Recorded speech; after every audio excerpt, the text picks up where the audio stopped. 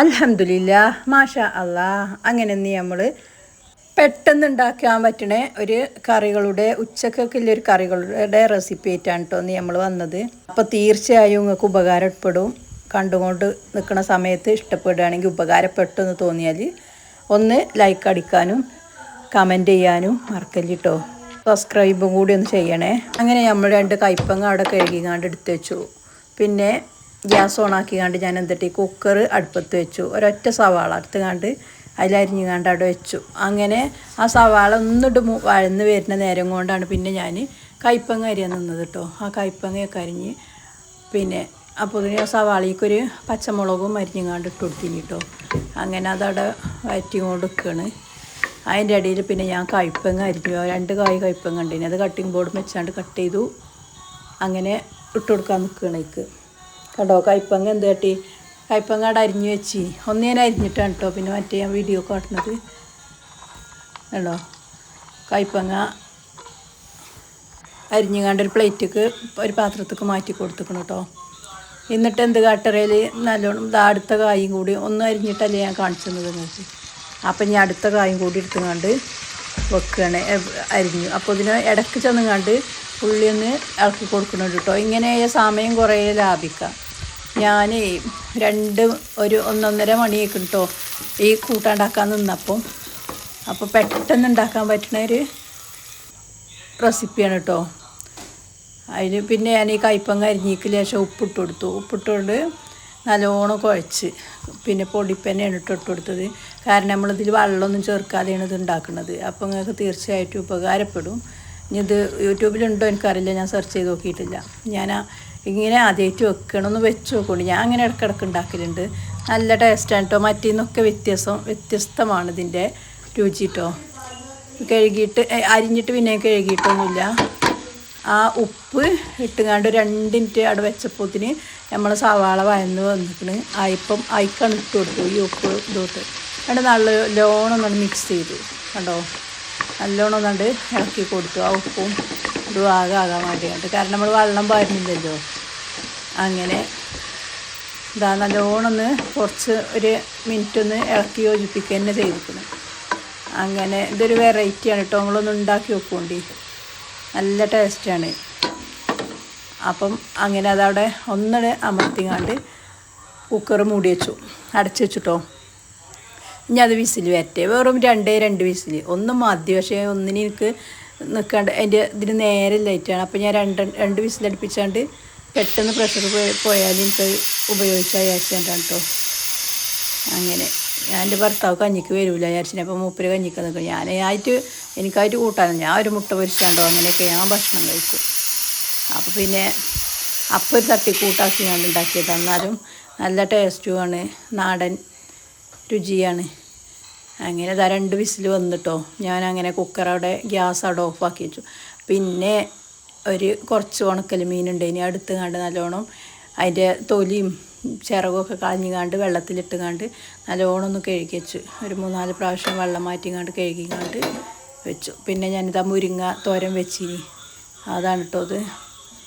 പച്ചമുളകും തേങ്ങയൊക്കെ ഇട്ടുകാണ്ട് ഒരു മുരിങ്ങോട് തോരനും വെച്ച് പിന്നെ ഞാൻ ആ ചട്ടീനെ മാറ്റിങ്ങാണ്ട് എന്തട്ടി പിന്നെ ലേശം ഓയിൽ പാർന്നിട്ടുങ്ങാണ്ട് ഇനി നമ്മൾ ഉണക്കൽ മീൻ പൊരിക്കണം കേട്ടോ.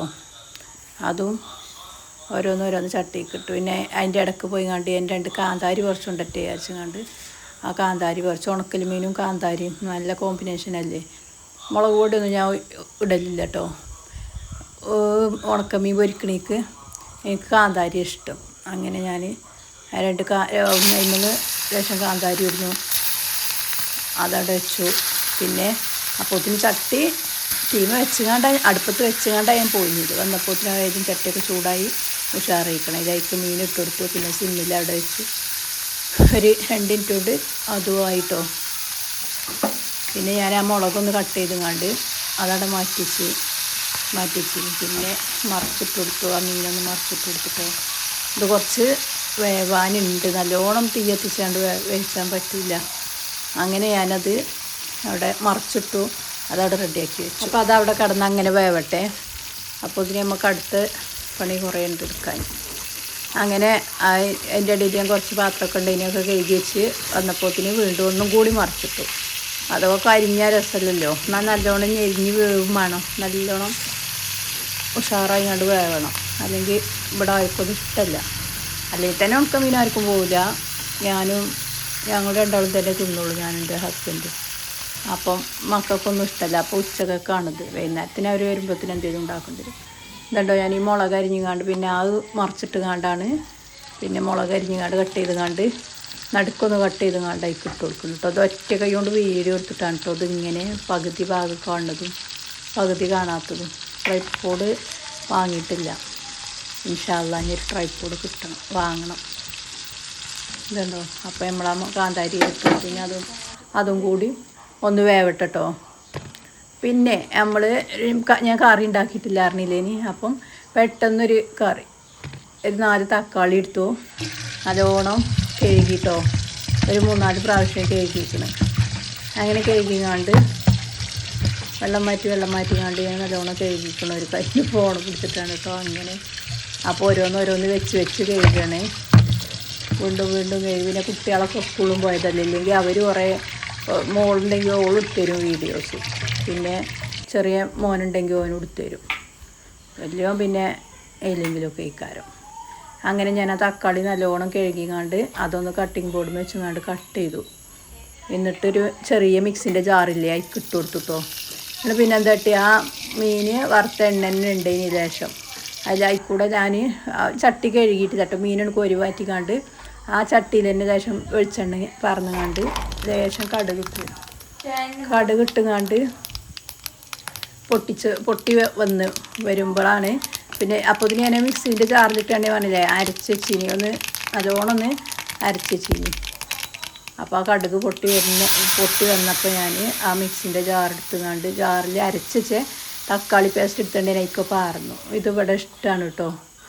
ഇങ്ങനത്തെ ഇത് ഉണ്ടാക്കി നോക്കുകൊണ്ടേ, നല്ല രസമാണ്, നല്ല ടേസ്റ്റാണ്. നിങ്ങൾ പിന്നെ വെളുത്തുള്ളി ഇഞ്ചി അങ്ങനെയൊക്കെ ഇട്ട് കണ്ടല്ലേ ഉണ്ടാക്കല്ല, അതൊന്നും ഇടാതെ ഇങ്ങനെ ചെയ്ത് നോക്കുന്നുണ്ട്.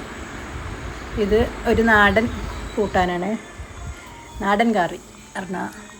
പിന്നെ അതിലേക്ക് ഞാൻ ഇട്ട് കൊടുക്കുന്നത് ലേശം ഉപ്പ് പൊടിപ്പന്നെയാണ് ഇട്ട് കൊടുത്തത് കേട്ടോ. കല്ലുപ്പാണ് സാധാരണ ഉപയോഗിക്കറില്ല, നേരല്ല, അപ്പം എളുപ്പെടുത്ത് കണ്ട് പൊടിപ്പിട്ട് കൊടുത്തതാണ്. പിന്നെ ഒരു പിഞ്ച് മുളകും പൊടി, ഒരു 1/2 സ്പൂൺ. ഈ മുളകും പൊടിക്ക് ഭയങ്കര എരിവാണ്, ഇത് കാശ്മീരി ഒന്നുമല്ല. അങ്ങനെ അത് ഇട്ട് കൊടുത്തു. അപ്പം ഇങ്ങനെ ഇത് തുള്ളി വെള്ളമൊന്നും ചേർത്തിട്ടില്ല കേട്ടോ, ആ തക്കാളിൻ്റെ ജ്യൂസ് തന്നെയാണത്. അങ്ങനെ ഇനി അതൊന്ന് നല്ലോണം തിളച്ച് ഒന്ന് വറ്റി വരട്ടെ. അപ്പോൾ ഇതിന് ഞാൻ എന്തിട്ടി കറിവേപ്പിൻ്റെ ഇല എടുക്കാൻ വേണ്ടിയാണ്ട് പോയി, നമ്മളെ മരത്തുമ്പം തന്നെ പോയി അതിലത് എടുത്തുകൊണ്ട് വന്നത്. ആ വലിയ മരം ഉണ്ട് കേട്ടോ, പക്ഷേ ഇല കുറഞ്ഞിക്കണ്. അപ്പം ഞാൻ താഴത്തുനിന്ന് ചെടികളുണ്ട്, അതിൻ്റെ തൈകളുണ്ട്, അതെടുക്കുകയാണ്. ഉണ്ടോ, ഇങ്ങനെ തോനുണ്ടായിരുന്നു. പിന്നെ ഞാൻ എടുത്തുകൊണ്ട് വന്നു, അത് തൂമ്പല നോക്കിയാണ്ട് എടുത്തു, അതൊക്കെ ഇട്ട് കൊടുത്തുകൊണ്ട് ഒന്നും കൂടി ഇളക്കി. പിന്നെ അടച്ച് വെച്ചിട്ടൊന്നുമില്ല ഇനി കേട്ടോ, അധികം വേവാനൊന്നുമില്ലല്ലോ അതിൽ. പിന്നെ അത് അങ്ങനെ അവിടെ വെച്ച് കണ്ട് സിമ്മിലിട്ട് കണ്ടൊന്ന് വേവട്ടെ വിചാരിച്ച് പോകുന്നു.